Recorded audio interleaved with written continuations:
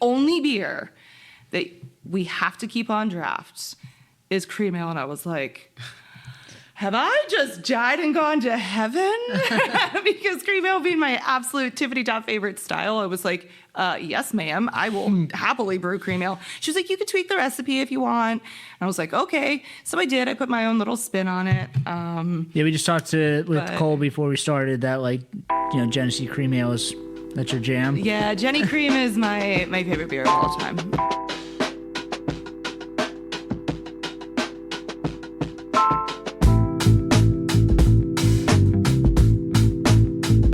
Welcome back to the Brew Podcast. I'm your host, Richie Tevlin, joined as always by Evan Blum. Hello. And today we welcome Hannah Gohde. Godhe, you got it.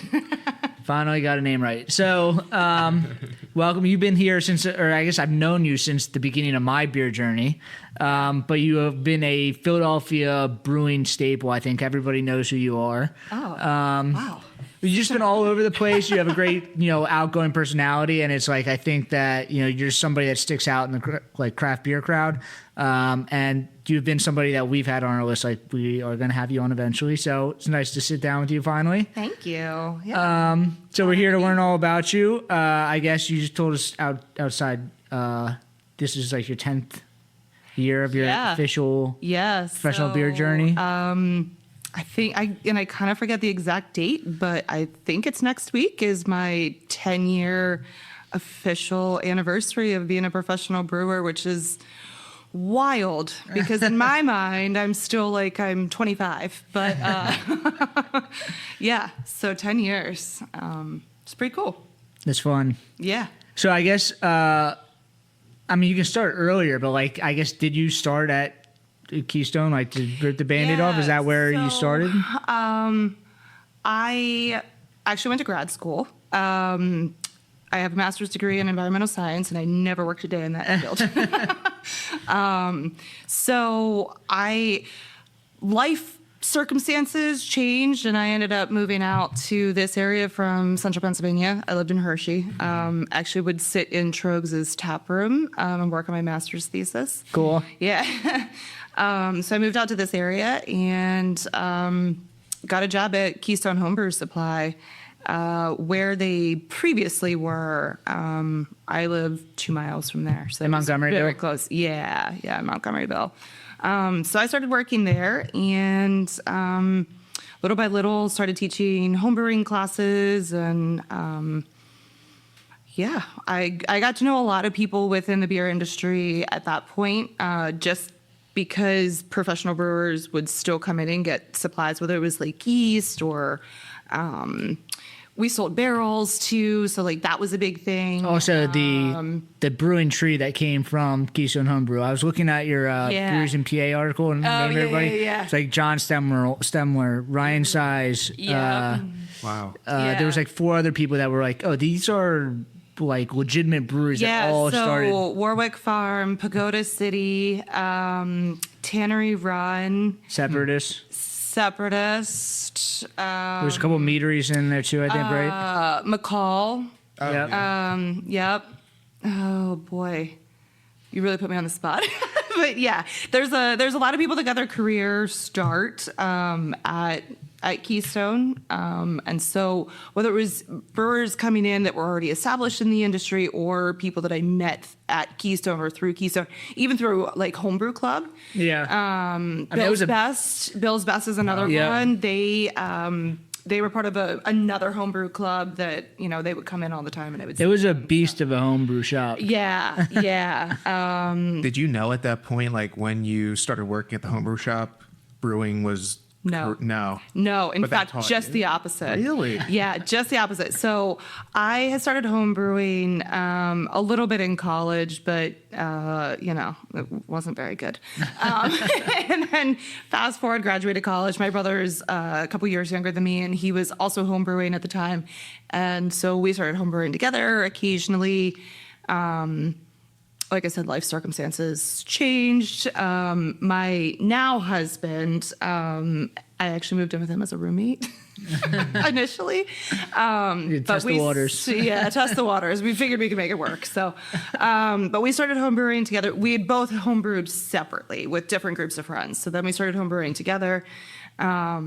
And that was how I was introduced to Keystone. And then they had a job opening. It was wine season. So it was like all hands on. Because they had a winery attached to them. Yeah, yeah. And they sold grapes. And that was actually what I did my master's thesis on, was on weather and wine grapes. Oh, that's cool. Yeah, and looking at growing conditions and things like that. So I had a little bit more of the wine background from like an environmental perspective, which is really actually sort of what got me in the door at Keystone. Because while I had been homebrewing, I didn't really have a whole ton of experience in comparison to some of the other folks that worked there. And so when I started working there, I still loved homebrewing. And I was like, if I make this my career, is this gonna be one of those things that it's like, it's not fun anymore? Am I not gonna wanna do this? I don't really know. So I actually thought, there's no way. I don't want to be a professional brewer. I want to stick in this realm. And I still was trying to figure out what I was going to do, whether or not I was going to stay in the beer industry, or I was going to try to do something with my degree that, I had just spent 2 years getting. Yeah. So it wasn't until I did the BJCP class and I also said that I never wanted to judge. Because I was like, everybody's palate is so different. Who am I to tell somebody that their homebrew is good or bad? Like, it's so subjective, right? But it wasn't until I took that and then I did my first beer judging competition that I was like, well, I guess if the opportunity exists, maybe. I don't know. And I got to know John Stemler, who had just left Keystone prior to me starting, had left to start John's Free Will. coming on tomorrow, actually, funny enough. Oh, is he? Mm-hmm. All right. Well, hello, John. So when I met him, then that was sort of the like, maybe. And then he asked if I wanted to come work part-time. This was prior to being able to sell pints for consumption on premise. So at that point, the laws were prohibitive under the licensing that most breweries now have. We could only sell beer to go. You could give out free samples, which was great for consumers. Yeah, we were living in New Jersey. Terrible. Yeah, it's terrible for business owners. But he asked if I wanted to come work part-time in the tasting room, because you couldn't even call it a tap room. Like, you literally could just do tasters, right? So I was like, yeah, sure, sounds good. And then for the next 18 months, I bugged the shit out of him to hire me full time, because I was like, absolutely, this is what I want to do. I want to be here. I want to be in this industry. On the production side. On the production side, yeah. So then one day he called me and, first he tried to fuck with me and told me that he was sorry, but they had to let me go. And I was like, but why? Like, what do you mean? And he was like, no, I'm just kidding. I want to hire you as my brewer. And I was like, okay, now you're really fucking with me. He was like, no, like, I'm serious. And I was like, oh, like me? Really? Here we are 10 years later, still doing it. So Keystone to Free Will. I was there for 6 years. I went to Naked Brewing and was their head brewer. That was a wild time. That's really close to my house. Yeah? Yeah. In Hershey Bucks. Valley? Yeah. Me and Cole both went to Council Rock. So. Oh, okay. Yeah. Right So there. yeah, right in that area. Uh-huh. Yeah, absolutely. What was Naked Brewing like? Was it just you? So yeah. Because you were the head brewer there, right? Yeah. So I started there in little did we know at the time that it was just the beginning of the pandemic, but we all kind of hoped that it was like, we can see the end of this, but this was during the phase where it was like 3 weeks. Yeah, exactly. So the head brewer that had been there, he and his wife had just had their second baby, and she was going back to work. And so the decision was, do we put the kids in daycare or do we not put the kids in daycare? in the middle of this pandemic with, it was unprecedented times. Like nobody had any idea what was going on.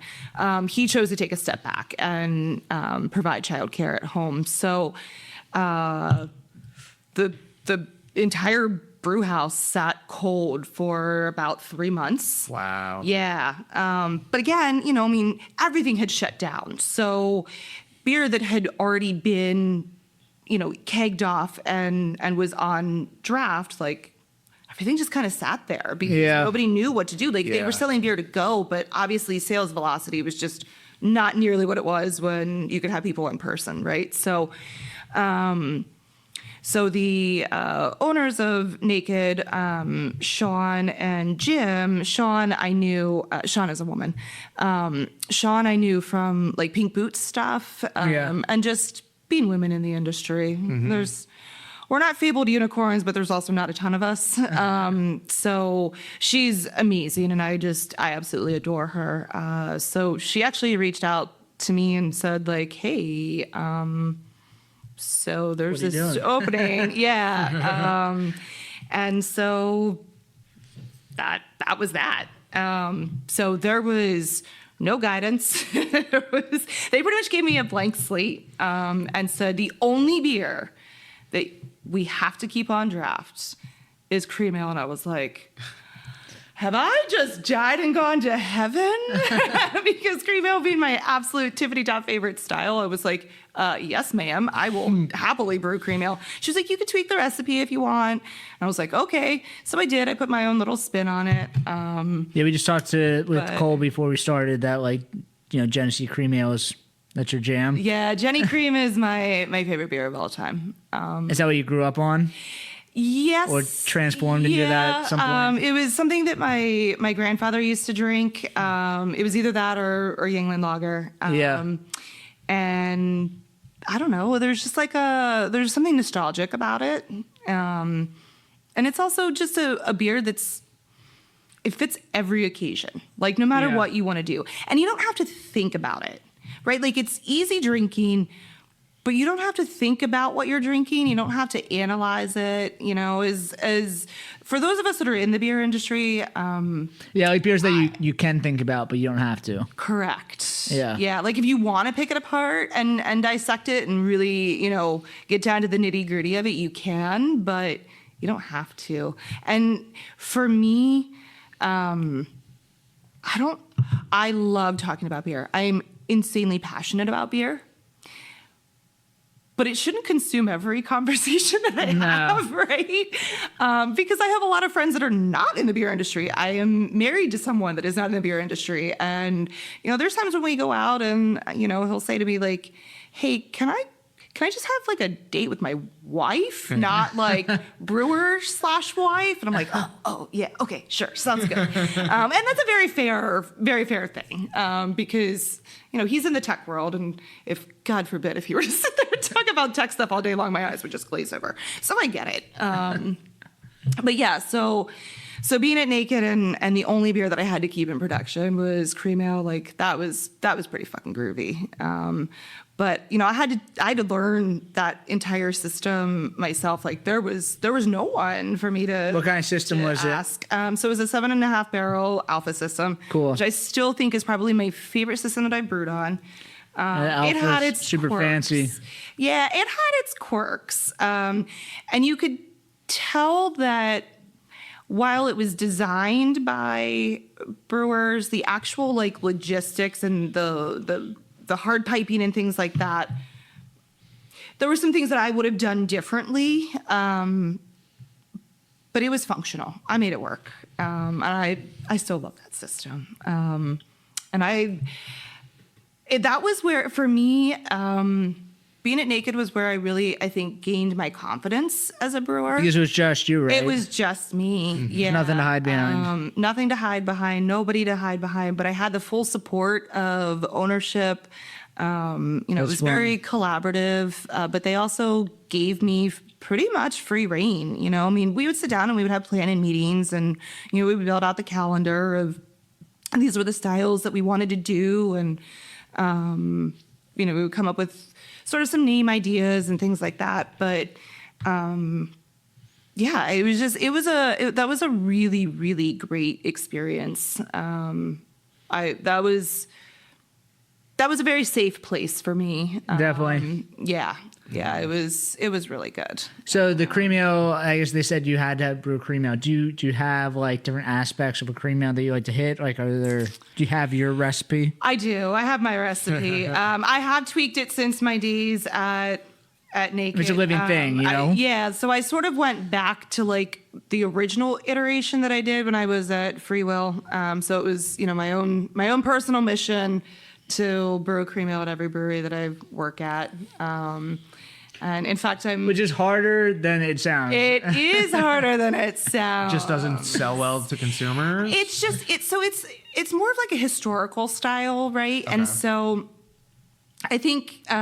But so were dark lagers at some point. Yeah, so yeah, but like the nomenclature yeah. is difficult for people to wrap their brains around because you hear cream ale and you think, well, there's got to be lactose in that, or it's something completely different than what it actually is, which is just an easy drinking. It's the lawnmower beer. I mean, if you look at beer styles, that's literally in the description. It's a lawnmower beer. So it's supposed to be easy drinking, refreshing, like low IBU. It's the lager ale. It is. It is. It is. And that's exactly what it is. It's the ale answer to a light lager. So yeah, I don't know. I've tweaked the recipe a little bit, but I've kind of honed in on what I want it to be. So I'm actually going out to Denver at the end of August to brew with one of my very, very, very best friends, who just opened a brewery out there. And what's that called? It's called Godhe Brewing. So they're in Castle Rock, just south of Denver proper. Cool. They literally just opened 3 weeks ago. Wow. So very new. Yeah. So his name's Derek. We brewed together at Free Will. He's been in the industry. He worked for Green Flash, opened Green Flash Virginia Beach. I know Green Flash is no more, but like at one time they were a powerhouse hitter. They were the first big. They were. I mean, yeah, exactly. Like they really, along with Stone, really kind of pioneered that like big West Coast IPA, double IPA. Like how dank, how happy can we get it? So they had 100-barrel fermenters. Like what? Yeah. To see one of those is just like, whoa, okay, you're way up there. Yeah. But yeah, so he sort of became a mentor-ish to me in certain ways. I don't know, he was one of the only people that was really nice to me and treated me like I was an equal for a long time. So that also holds a special place in my heart. But, he's now at this point, he's, one of my very, very, very, very best friends. And he wanted to brew a cream ale for their opening tap list. Oh, wow. But then he was like, no, I got to wait until Hannah can come out. So the end of August, I'm going out and we're brewing a cream ale. That's fun. Yeah. So I don't know. There's just something about cream ale that I love. So I also like the idea of like, I think you've done a great job that like people know who you are. We talk about this all the time. Like, as in brewing, you need to make, people need to make their own personal brand. Yeah. And then like make a connection. But like, the fact that like you can hang your hat on a cream ale, and like you've been talking about this for years and that you love it. It's like it is cool that like wherever you go, people that are following, there's people that drank your beer Naked and then drank your beer at Chip Bottom and then at Love City now that are like they're following your beer journey as you're going. So it's cool. Yeah, thank you for recognizing that. You just said a lot of things that are very important to me. So thank you. Yeah. I do think that there is something to being my own brand, because while I am Hannah that works for Love City, I am still Hannah, which is kind of, I don't know, like I am a brand in and of itself. But that's why people like craft beer, because they can see the people. It's a craft. They want to see the craft, the craftsmanship of it. Yeah. Yeah. There's a personal connection to it. you said so many things that I'm just like, oh, my heart is warm and fuzzy. But yeah, and it is cool because I've had brewers that I respect the hell out of, reach out to me and be like, hey, I'm brewing a cream ale. What do you think about this recipe? And I'm like, oh, okay, thanks. Yeah, I don't know. I'm like equal parts cream ale lover and like weird funky beer lover. So it's just cream ale tends to be a little bit more of a universal thing that people it's both sides of the spectrum. Yeah. It kind of seems like even if you aren't a craft beer drinker, like you can still get down with the cream ale. This is what people use as a stepping stone to get, as the gateway to get into craft beer. Absolutely. Yeah. So I don't know. Every beer has a time and a place in this world, like the term beer snob, for me, I personally do not like that term. I would never use that to describe myself. Mm-hmm. If somebody chooses to use that to describe their own selves, that's fine. I'm, whatever. But I do think that every beer has an appropriate time and place to be enjoyed. Like I think another reason why Jenny Cream has such a special place in my heart is because it was a beer that I would take kayaking with me all the time. Because even at like, so you have like your bulkhead storage in your kayak, and it's essentially submerged in water. So I would just throw beers in that, and it would be cooled by river water. And it's not super cold, but it's also not hot. But Jenny Cream still tastes good. So I think that's just like another example of, every beer has a time and place in this world where it's acceptable. I would get down on some hams on kayaking trips too. So hams is disgusting. Yeah. I'm sorry. That's all right. That's all right. Everybody's palate is different. Everybody's palate is different. So you were at Naked for 4.5 years? No, actually, I was only there for 18 months. Oh, wow. I know, but pandemic. Yes, yeah. Time just did not exist. Is there a lot of distribution? Zero. So it was all all tap room. Yeah. So while I was there, they opened a second tap room, which is now sort of more of their like flagship tap room in Bristol. Yeah. So I was brewing, and I was the only production employee. It was literally just me. Sean and Jim would help. They would clean kegs, they would help with canning, but in terms of making brewing, the beer itself. Brewing and anything that had to do with grain to glass, that was me. It's a all lot. by myself. Yeah, it was a lot, but it was also really empowering. I learned so much. And because it was during the pandemic, the only opportunities you really had to connect with people were, either via social media or text or Zoom or, whatever. So, it was such a wild time. Yeah. I don't think about it nearly like that much. Yeah, it is hard to think back to those times and go, oh, wow. Yeah, we did some weird shit, but it was all in the name of survival, trying to keep the lights on, So yeah, I'm very, very, very grateful for my time there. And then I was presented with the opportunity to open the Barrel House and Blendery for Ship Bottom in Swarthmore. And so I did that. And then the opportunity for Love City came about, and bada bing, bada boom, here we are. Yeah. So Ship Bottom was great. It had its challenges because the actual production facility is on Long Beach Island in New Jersey, right? So I went to the LBI one time, and I just was so dumb. I didn't realize that you were in PA at this tap room, and I went there and asked if you were there. Oh, and they were like, what?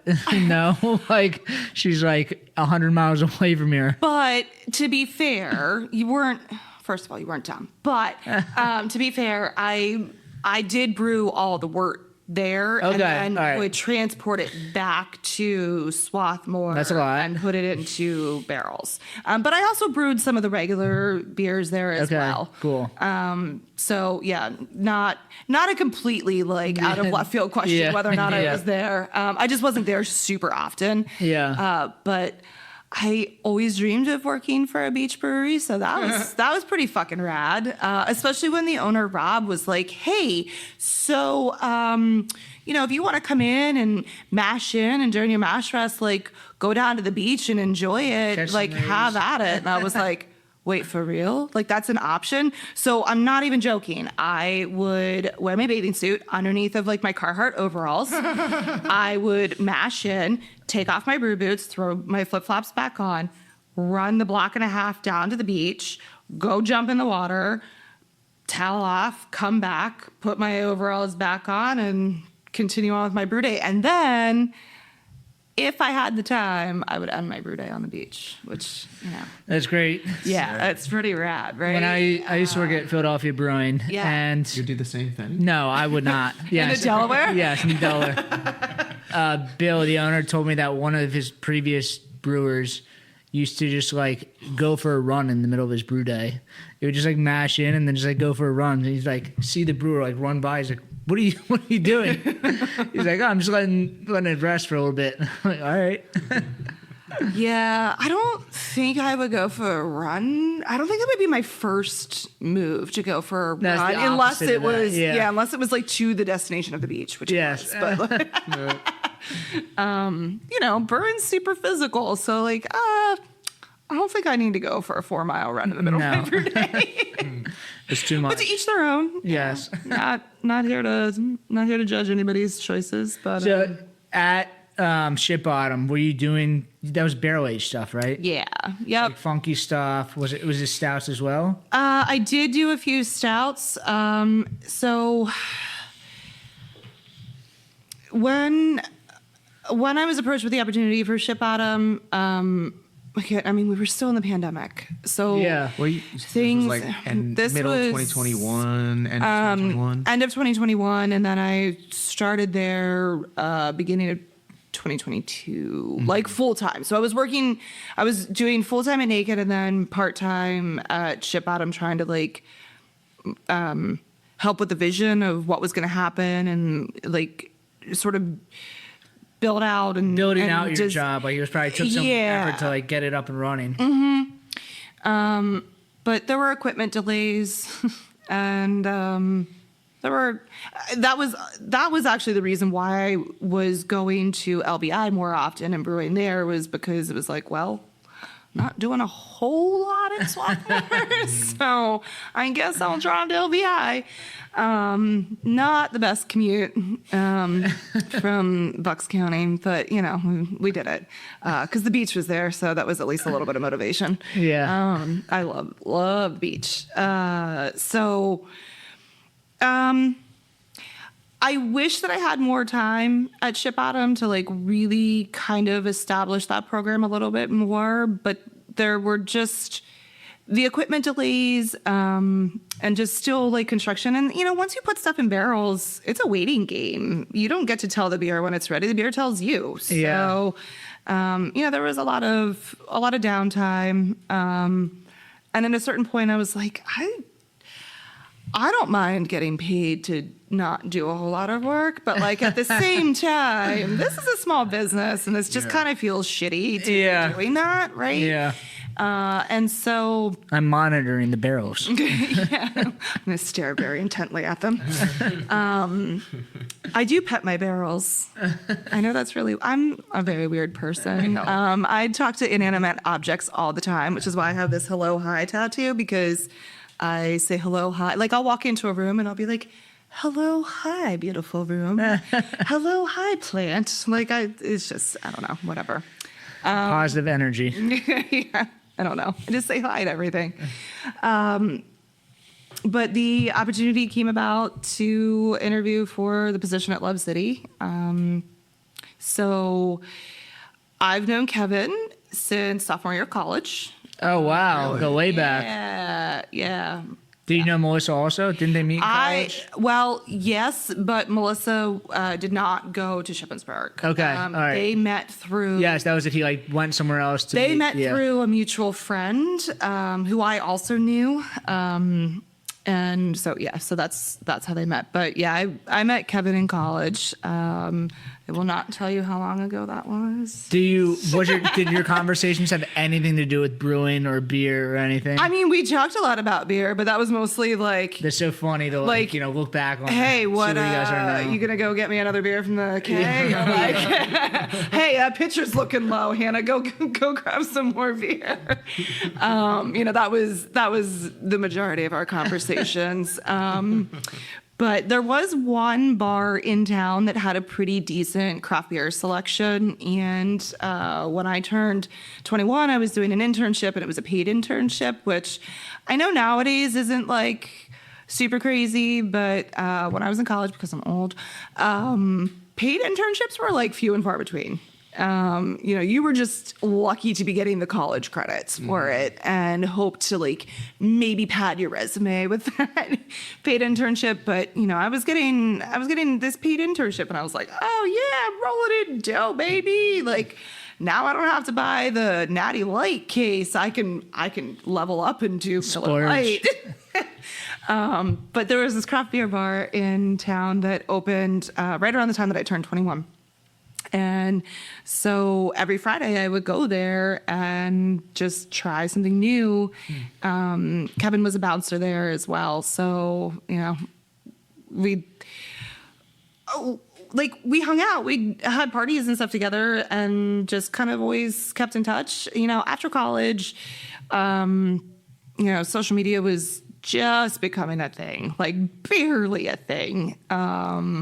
We all had cell phones, but like you still had to pay for text messages. And so, you didn't keep in touch with people quite as much or as easily as you do now. Sure. Yeah. But we would still see each other, and, he ended up in beer, and eventually I ended up in beer. And so our paths, continued to cross even more and more consistently. When I found out that he and Melissa were opening Love City, I was like, hey, someday I'm gonna work for you. And I was like, okay, sounds good. But the Love City culture, they have worked really hard to cultivate this very intentional culture. Definitely. Right? The way that I just said that made it sound like it's a cult. It's not. It's just the opposite of a cult. It is very welcoming and very inclusive. And so that's not something that you want to just like trust anybody and everybody with, right? Yeah. And so they have done this amazing job of retaining employees. And making sure that everybody that they bring in fits in the culture, has similar ideas and a similar ethos as to what they do. And so the turnover for production folks was very low, which, is great. But I was actually the first outside hire that did not either start as a day one employee or didn't start in front of house or like with the delivery team or something like that. Yeah. So that is something that I don't take that lightly. Like that's a pretty big deal. Definitely. And so when they were looking to hire somebody towards the end of 2022, Melissa actually just reached out to me and was like, hey, do you know anybody that's interested? And I was like, hi. Hello, hi. She was like, wait, seriously? Okay. Send us your resume. And I was like, okay, cool.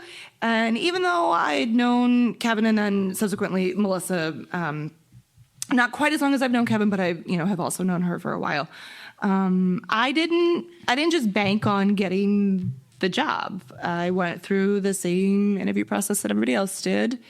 Did I feel confident in my abilities? Yeah, absolutely. Did I feel like, I'm probably going to get this job? Yeah, but I still, I didn't put all my eggs in one basket. And so then that opportunity came about, and I actually almost turned it down. I'm not even sure that they know this, but I did almost turn it down because I felt like I hadn't really given a fair chance to the ship bottom position.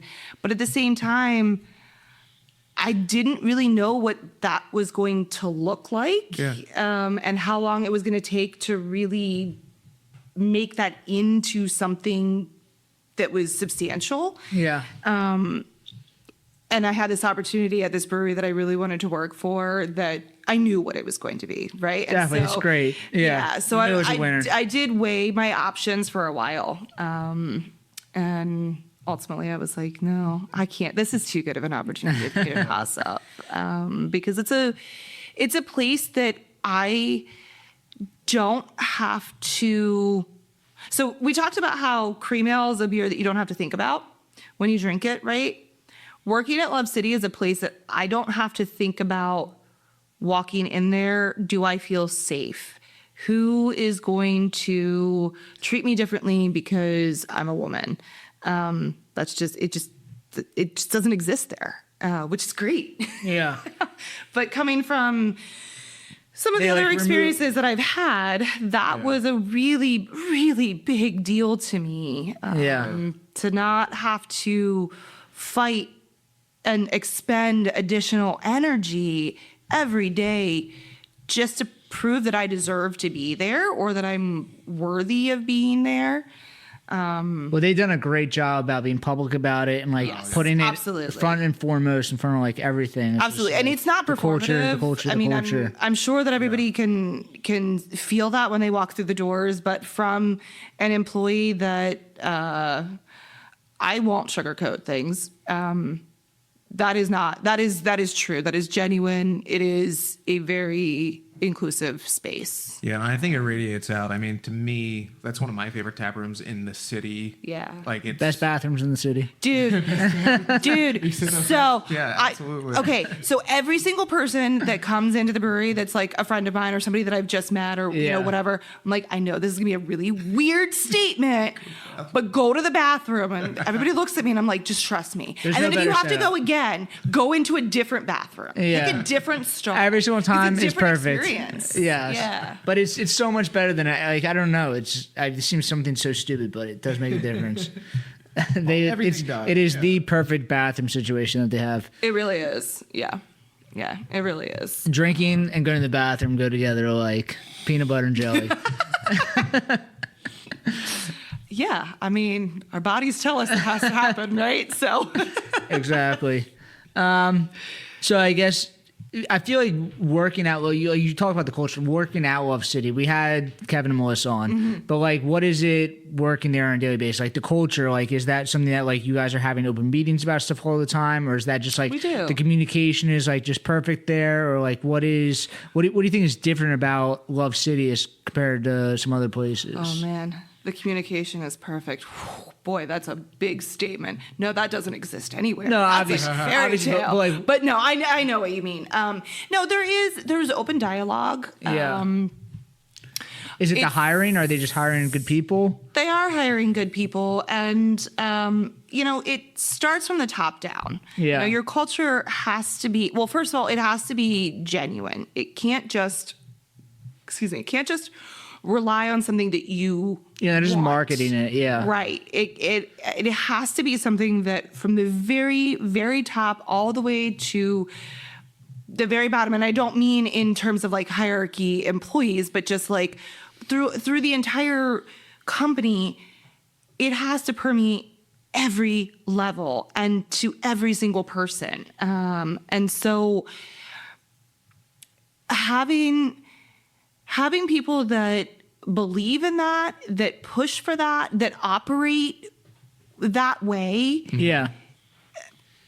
It's hard to be anything but that when that's the leadership that you're looking at, right? And so there is good communication. Obviously, communication is, in my opinion, communication is always going to be the number one problem in any organization, in or out of beer. It doesn't matter. But, in any organization, communication is, a struggle. Definitely. Because everybody communicates differently. Everybody learns differently. Everybody listens differently. But being able to sort of have that open door policy, which, I mean, we have an office, but nobody actually works in the office. There's just a computer back there, like the printer and, paperwork and things like that. So everybody sits out in a very visible, approachable area when they're doing their work. And so, I think being able to have that open dialogue, being able to approach Kevin with an idea for something, or seeing a unique opportunity to do an event that might seem a little like this harebrained idea, but going to Melissa and saying, hey, so I know this is going to sound wild, but hear me out, and they entertain those conversations. Are you involved with doing events? No, thankfully. No. I did that. I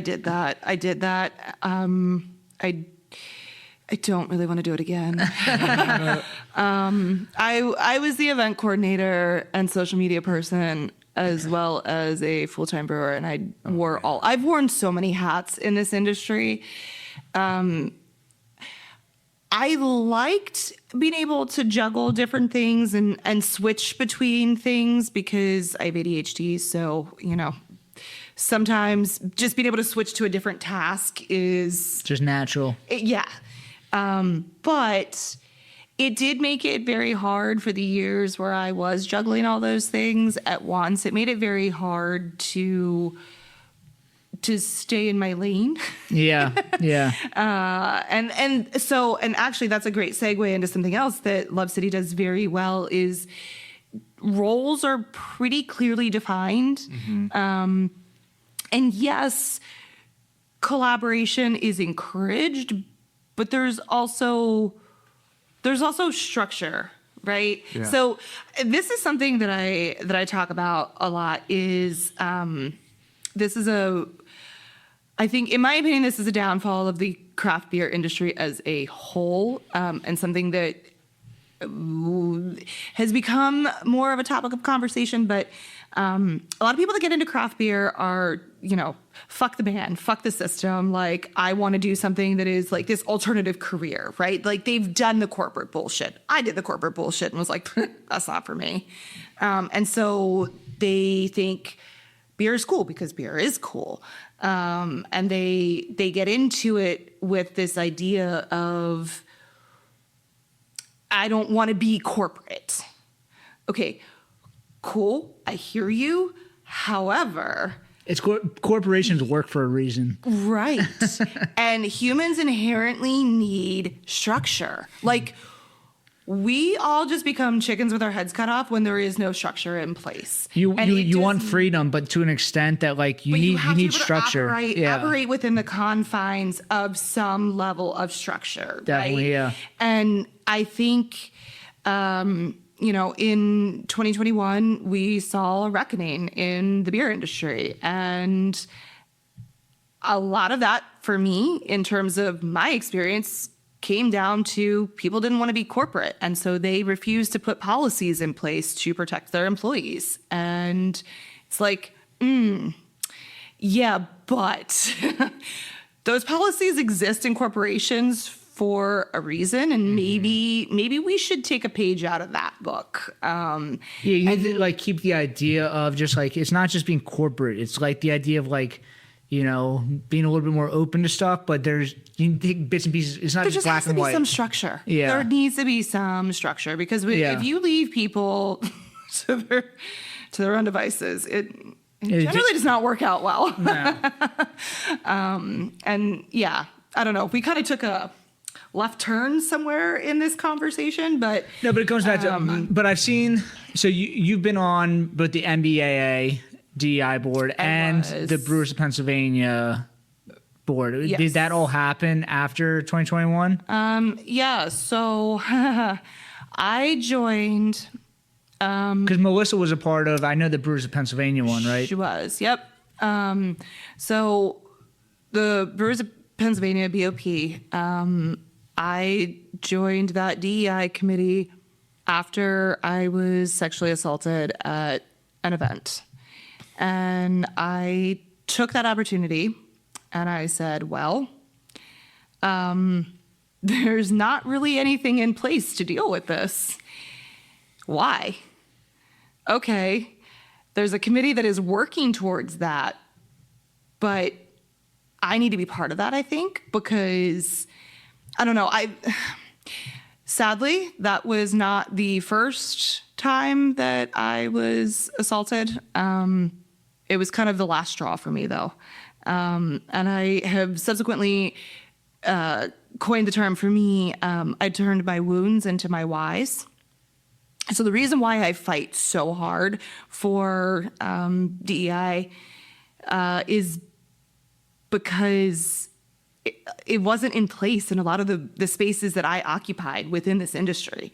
And so I looked at it and I said, okay, sadly, I'm not going to be the last person that this happens to, but anybody else that this happens to, I don't want them to be alone the way that I was. I don't want them to be looking around and going, where is my help? Where is the disciplinary action for these shitty people? Yeah. They should be held accountable, right? Yeah. And so I looked at that and said, I don't want anybody else to have to do that. And so if in some little way I can help just one other person feel less alone, then let me do that. Like I have the bandwidth to do it. Let me help shoulder some of this. Let me help move this along. And so I looked at the BOP DEI committee and was just like, I need to be part of this. And there I was. I mean, I'm sorry you had to deal with that. That's horrible. I don't know what to say. That's okay. It's okay. You don't have to say anything. I know that it is an uncomfortable conversation. It is part of my journey, part of my truth, part of my story in this industry. But we've had a lot of, we had Tara Nern on a couple weeks ago, and she gave the whole history of females in craft beer, or females in brewing in general. But I think it's great that someone like you, that, like I said before, everybody knows that it's awesome that you're getting involved with stuff. People do look up to you. You are a figure that stands out in craft beer. You. So, and I want to say it's something else as well. So since me and Cole have been in this industry, which was at least a year after the reckoning of craft beer, I have always seen this as a very female strong industry, and I've never seen otherwise. And it's because we haven't known otherwise. Yeah. And that's a testament to the building that you and others have done. Thank you. So I think that's an incredibly important thing. Thank you. I have goosebumps right now. Thank you. Genuinely though, it is crazy to hear stories like that from my perspective, and I'm sure he feels the same way, of just otherwise, Yeah. And it's interesting. So to circle back to something that you just said, when I started 10 years ago, and I made this comment earlier, women in beer we're not fabled unicorns, but we're also not plentiful. Sure. And when I started 10 years ago, there were even fewer of us. I didn't really have a whole lot of other people to look up to or even to look to, which is, I think, one of the important things about Pink Boots is that it especially in the production space, because there's other leaders in the Philly beer scene that are female, but not in the production. You nailed it. That's exactly it. I have so much respect for every facet of this industry and everybody that works to help make craft beer what it is. But in terms of women in production, there are even fewer of us. Yeah. And so I kind of joke around and say that the folks that are coming up through the industry now are the new class, right? And I feel this is a weird statement to say, and I actually don't say this out loud very often. So to say this in a public format is weird, but I'm really proud of myself for helping to pave that way for people, because I don't want people to have to fight as hard as I did. I really don't.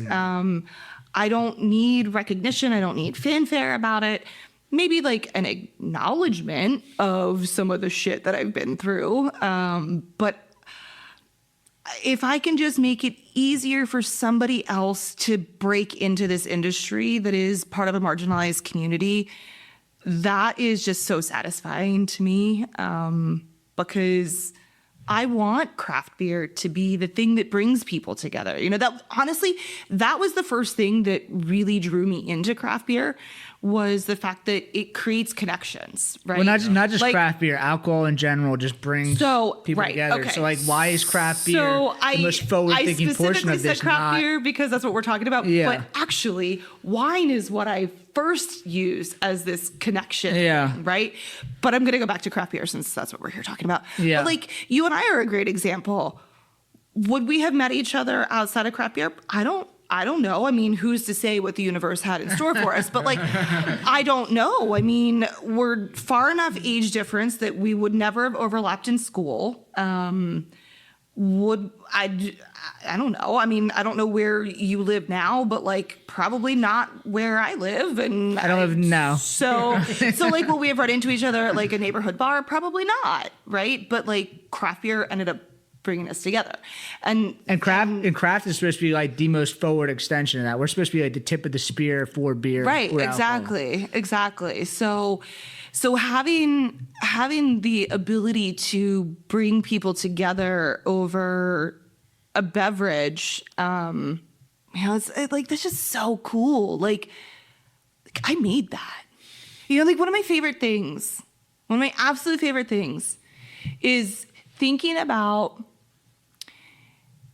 people sitting and having conversations, creating memories over something that I brewed, that I made. Like my hand was in that. Like watching somebody come into the tap room on a first date and being like, I'm somehow part of their story.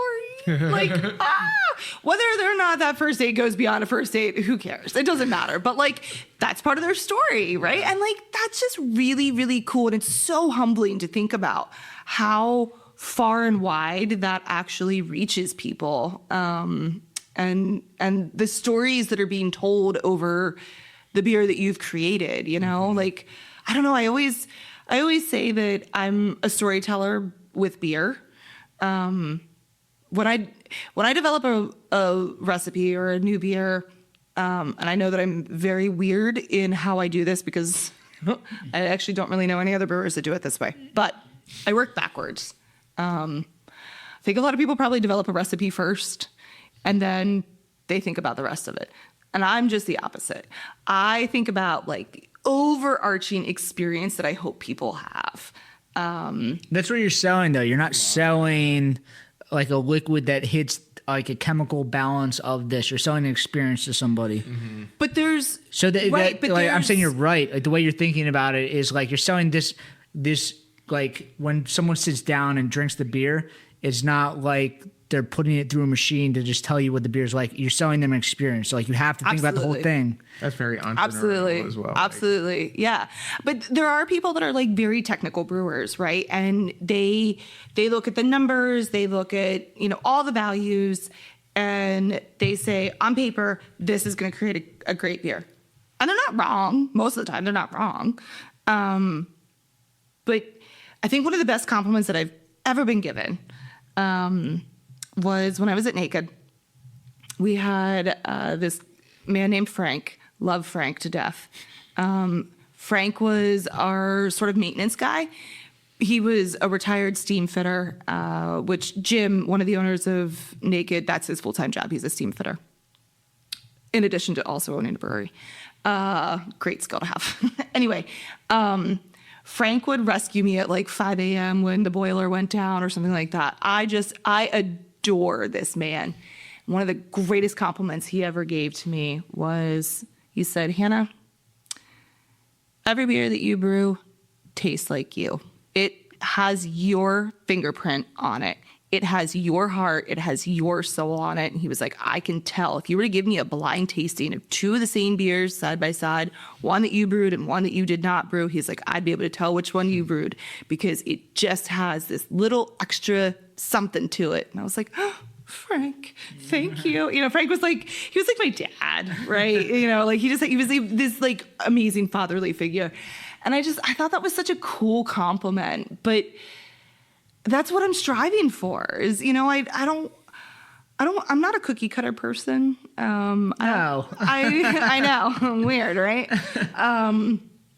And so creating things that have a story behind them. I'm a very intentional brewer. That adds the value of the drink. You know, it's like, I think so. yeah, like the most bland, like, yes, it's very impressive to like brew a Budweiser or something, but like when things are different, it's like it has some flavor to it. It has like not flavor, not in the sense that like the taste is different, but like flavor heart. As far as it heart, has heart, it has culture, soul. Like it has all these things in it, and I swear that you can taste that. I try to sprinkle a little bit of magic in every batch that I brew.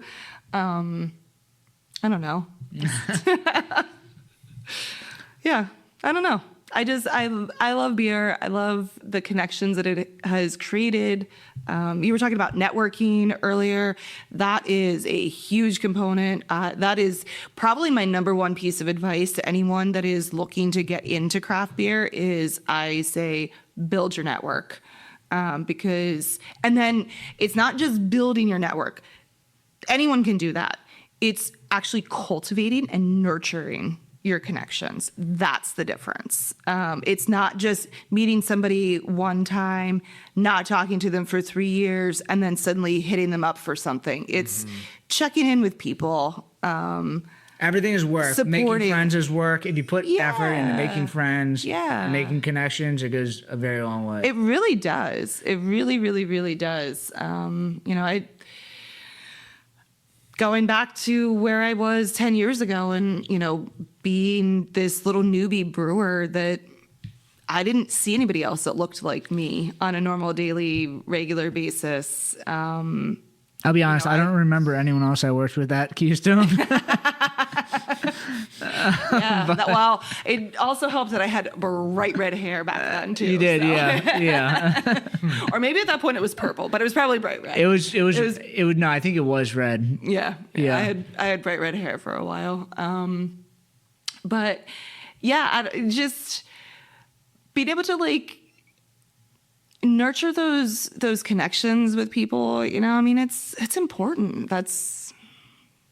I don't know. It's just that's how you get somewhere. I always joke around and say, if I can't answer your question, I guarantee within 3 text messages I can answer your question because I've worked really hard to build my network of people that I can reach out to and get a question answered. We had Matt Farber on. Yeah. He loves you. Yeah. So, if you have questions, you can just ask him also. Yeah. He might answer 95% of them. Yeah, Matt is great. He's awesome. But it's cool that you, I feel like Love City is the perfect place for you. I had no idea that you knew them beforehand. That's crazy. Yeah. Because it's that's kind of the culture that they're building is this strong culture that, has these connections, this trust, this, positive outlook on everything.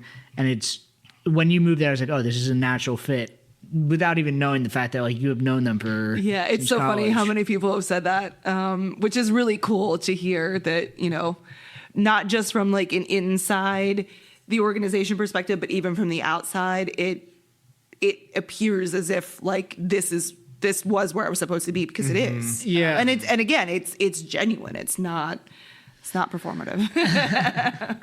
That's fun. Yeah. So I guess can we talk about the cream ale? So this is your recipe that you brought over with you to. So this is the Love City Reverb Cream Ale. Yeah. So this is, I guess, your recipe, and this is limited release. Yeah. So this is the second time that we've done it. It was received so well the first time. That they decided to bring it back. So this beer's awesome. I don't always get to make those level of decisions. That's more of our sales team. Sure. Once they sort of see what's going on out in the market, and are able to crunch numbers and things like that. But this did really well. So I'm pretty stoked on it. So you said it was green because Genesee. Yeah. Right. But Jason Kelsey owns a brewery, and still he cannot stop drinking Love City beer. I know. So, I know. I'm sure He was drinking deep cut Pilsner at the parade. Yes, he was. He was. Like I have a screenshot. I was at the parade, which was top 10 experience, like amazing day. Yeah. But I was getting text messages from people left and right sending me screenshots of him carrying a deep We cut definitely Pilsner. DM'd Love City like a handful of times. Just like, yeah, you have to see this. This is crazy. Yeah. And garage beer is great. Oh, excuse me. But I'm kind of partial to Love City. No, but he's probably had this beer. He probably saw this and like, oh, the Eagles. I mean, Kelly Green? that would be amazing. That would be so cool. It'd be a dream to be able to do some sort of collab like garage beer in Love City. Jason Kelsey, are you listening? Kylie, are you listening? We're trying to reach out to his people. We have been. You never know. Yeah. I'm proud of this beer. It's really, really good. Thank you. Yeah, it's we brew a lot of the same beers every week because we've built this portfolio. You sell a lot of beer. You gotta. Yeah, we do. But we built this portfolio of beers that are sort of our mainstays that check all the boxes. We've got your easy drinking lager. We've got lime lager seasonally. We've got deep cut Pilsner, which has a little bit of hop character to it. We've got Unity IPA, which is West Coast-ish. We've got a Racerhood, which is, hazy IPA. We've got Sylvie Oatmeal Stout, which that's one of my favorite beers of all time. And it was even before I started working at Love City. So Sylvie is chef's kiss. It was also the first beer that I brewed at Love City. So also holds a special place in my heart. So when we get the opportunity to brew something that's a little bit different from what we, brew on sort of our normal weekly basis, I get real excited about that. Do you still wear the costumes when you brew? If I can, yeah. But it goes into the whole feng shui of the beer. It's like there's some energy getting into it. Yeah, it is. So I, in April, had another arm surgery. And my first brew day back, I wore my crown because, I don't know. It was like The Queen has returned. Yeah, it was exactly one month after I had wrist surgery, and I don't know. I needed my Rihanna moment, like Rihanna putting that crown on, like bad bitch energy. Fuck yeah. So yeah, I don't know. I do still wear costumes while I'm brewing. Thank you. Thank you for noticing. I also burn Palo Santo before every brew too. It's like You ate what? burn Palo Santo Okay. before every brew, and I say some intentions, kind Clear of the just air. get myself centered and proceed through the day. I don't know. It's just ways to find the moments of calm. Sure. Yeah. Amongst all the chaos. Brew days can be meditative, but they can also be very chaotic. And they are very hard work. But, you find your moments of calm. It's And like that for me is the brew something day is this very chaotic moment, and then where it actually becomes beer fermenting is just this very just calm zen moment. You said you have a new barrel project? Oh, yeah. So coming on to Love City, I came with outside experience, right? So Kevin came from Iron Hill. And Iron Hill is great brewing pedigree. But Iron Hill it's almost like its own separate thing. Mm-hmm. It's very insulated. Yeah, it is very insulated. And so when I came on board at Love City, I was the only production employee that had any other brewery experience. Oh, that's cool. I didn't realize that. And that was actually one of the reasons why they did bring me on, because I had some other different perspectives, some other things to bring to the table, some different ways of approaching There's 1,000 ways to do it. Exactly. So, that feels good to be wanted and needed for other perspectives, like that's cool. So I guess that goes back to, you know, what makes Love City so different. Instead of trying to mold me into something, it was very much like honoring who I was, who I am, and what I brought to the table. Let's use you to make our brand stronger. Right, while also fitting into the beer world, like into the beer culture at Love City. Yeah. So one of the reasons why they brought me on was for my mixed culture and barrel experience. And so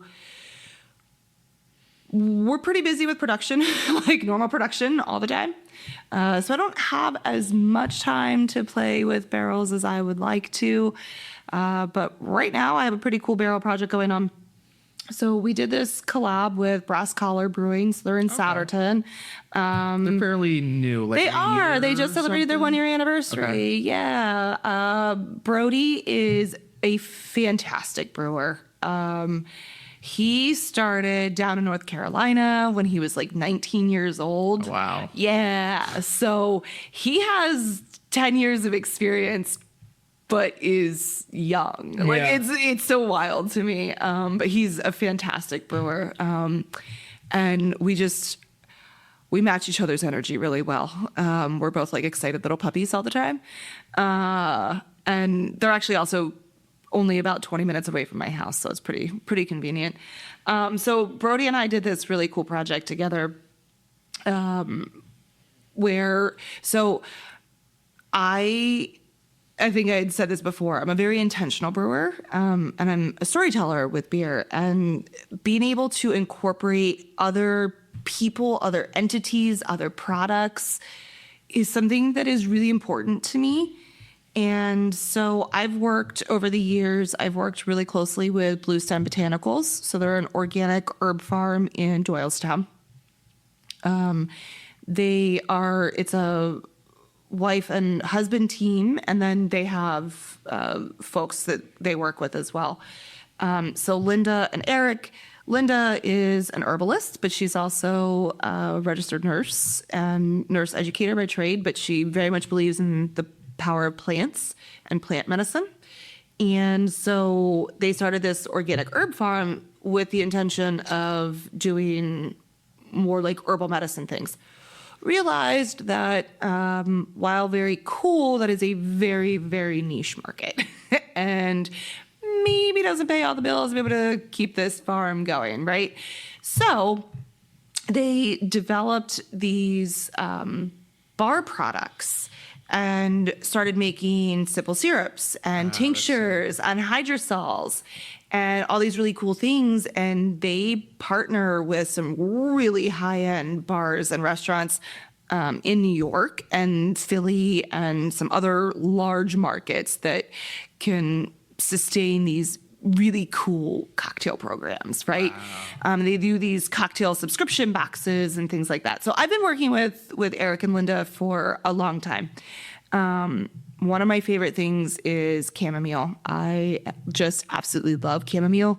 They look like little daisies, and my Instagram is daisy chain, so like clearly I love daisies. But I just love chamomile. I love the way it smells. I love the way it tastes. It's just, they're so happy. They're just these little happy flowers. And so it's so I used to work at Philadelphia Brewing. They had the Florida Lehigh, which is, I think, their best beer. Yeah. And just loaded up with chamomile. I love chamomile so much. It's so good. And it's so wild how chamomile presents itself in beer. It comes across as like very like spice cake. Yeah. Very cinnamon, but not like obnoxious cinnamon. It has this really cool spice profile while also being floral, while also having this like pineapple thing going on. It's so cool. And so every year I really look forward to when chamomile is in season and it's time to harvest. And I've done a couple beers with fresh chamomile. I unfortunately had not been able to utilize any of that in the 2 previous seasons at Love City, but This year I did get the thumbs up okay to be able to do something with chamomile. However, it's a agricultural product, so like we don't get to dictate when that's going to be ready. It was ready a little bit too soon, and so we didn't have tank space available. And so I approached Brody at Brass Collar, and I was like, "Hey, you want to do a collab? You want to do a saison with chamomile?" Brody was like, "Fuck yeah, let's do it." So we brewed a saison, all local malt, and then went out and harvested chamomile one day, and it went straight into the fermenter, and that should be coming out sometime in the nearish future. But we pulled off some of that, and I have it at Love City then, sitting in a gin barrel from Philly Distilling. So Aaron, who's the head distiller for Philly Distilling, is a very, very dear friend, amazing human being. He was actually one of my lifelines when I started at Naked, and I didn't know what in the fuck I was doing. Like, I didn't even know where to order, like, replacement gaskets from. And Aaron happened to call me my very first day and was like, "I'll send you all of my contacts." So shout out to Aaron. He saved me. But yeah, so we pulled some off, and it's sitting in a barrel. And then I was like, what else can we do to this? Like, let's do some like really fun things with it. So I actually went to a friend's farm. It's not like an open to the public farm. It's just their home is a farm.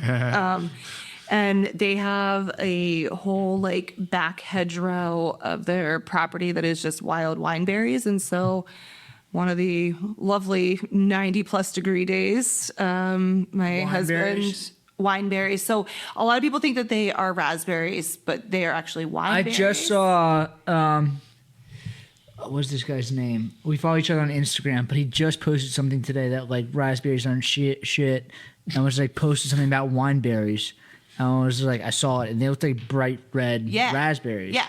I've never heard about this before. Yeah. Before today at 3 p.m. and now you're talking about it. I'm talking about it. Yeah. Hello, universe. Yeah. I mean, they flavor profile wise, they taste very similar to wild raspberries. So wild versus like cultivated, also have different flavor profiles, but wineberries have a very similar flavor profile to like a wild raspberry. It's a little bit tart, a little bit sweet, fruity. Is it more tart than a raspberry, or? I think it's a little bit more tart than a raspberry. Yeah. But it's still juicy, and yeah. So we were out there for an hour and a half, which feels like forever when you're picking these teeny tiny little berries. I mean, they are tiny. They're not big at all. You think about the raspberries that you get in the grocery store, but again, like those are GMO, right? Steroided up. Yeah, but you try to pick those out in the wild, and it takes forever. We were out there for an hour and a half. Hey, how do bears get so big? They just eat raspberries all day, but they're like this big, like enormous. I was so convinced. I was like, yeah, we were out here. I had to get like easily 5 pounds. It was 2.6 pounds. I was like, that worked for an hour and a half. And I only got 2.6 pounds. But yeah, I ended up just like hand pressing and getting the juice and threw that in the barrel. I'm probably going to go back out and pick some more berries in the next few days while they're still at the peak of their. So that is going to be the barrel-aged saison in the gin barrel with the So it has chamomile. Yeah, so it already had the chamomile in it. So it's chamomile saison went into a gin barrel. It's getting some wineberries, and it's going to just sit and hang out for a little while. You have both ends of the spectrum, cream ale and this. I know. But it's really fun. Something that I love about barrel-aged projects is it's where science meets art, right? So science gets you so far. You have this base beer and you say, okay, I know based on my experience and what science tells me, I know the general realm of where that's going to go. You throw something into a barrel especially when it comes to mixed culture things, which while I didn't inoculate this with an intentional mixed culture, I did put in, wild produce that went in there. So there's, ambient yeast that just naturally exists that went in there. So science tells me it's going to get me to a certain point, and then from there it kind of really turns into an art form where, instead of as a visual artist has a paint palette and they're using that, my palette is my tongue, literally. And I'm tasting these flavors and I'm saying, okay, I need a little bit more of this or a little bit more of this or whatever to kind of create this vision that I have of, and vision isn't even the right sense, but this idea of where we want this beverage to go. Yeah. And each barrel is its own little ecosystem. You can have the same beer put into multiple barrels, and each barrel is going to taste different. That's what we were talking about before, like the moment of time, like where you're like each drinker sits down, like enjoys this beer, but the barrel is like the epitome of that. Like each barrel is then its own thing. Yeah. It just becomes its own little thing. I don't know. I love mixed culture beers. I love barrel aged beers. I just love beer. I think actually I just really love beer. When it comes down to it. When it comes down to it. I think I just really like beer. Cool. Yeah. Thank you for coming on. Do you have anything that you want to push for Love City or you personally? Where can we find you? At Love City Beer, at Hannah Gohde? My Instagram is at Daisy Chain 18, but Daisy with a Z. It is a public profile, so make no promises of what unhinged shit might get posted on there, but generally the unhinged shit gets reserved just for the stories and stuff that makes the squares. Because they have to follow you. But yeah, I don't know. Keep pushing to make the world a more inclusive space, but definitely keep helping to make craft beer a more inclusive space. I think that's... Go out, try some of this. Can we get this right now? Yeah, so we just released this. It'll be out until it sells out. Sweet. Let's make this a flagship. I would love that. I would love for that to be a thing. But the fact that we've released it twice already this year is pretty cool. Yeah. So I'll take that for sure. Baby steps. Cool. Well, thank you for coming on. Yeah, thank you guys. Yeah. And you can find us at Brewdat, at the Brewdat Podcast. Follow us on YouTube. 5-star, Spotify. You know what? Just engage with stuff. That's sick. So try that. Cool. We appreciate it. Yeah. And we'll see you guys next week. And yeah, that's it. Cheers, y'all. Thank you. Cheers. Cheers.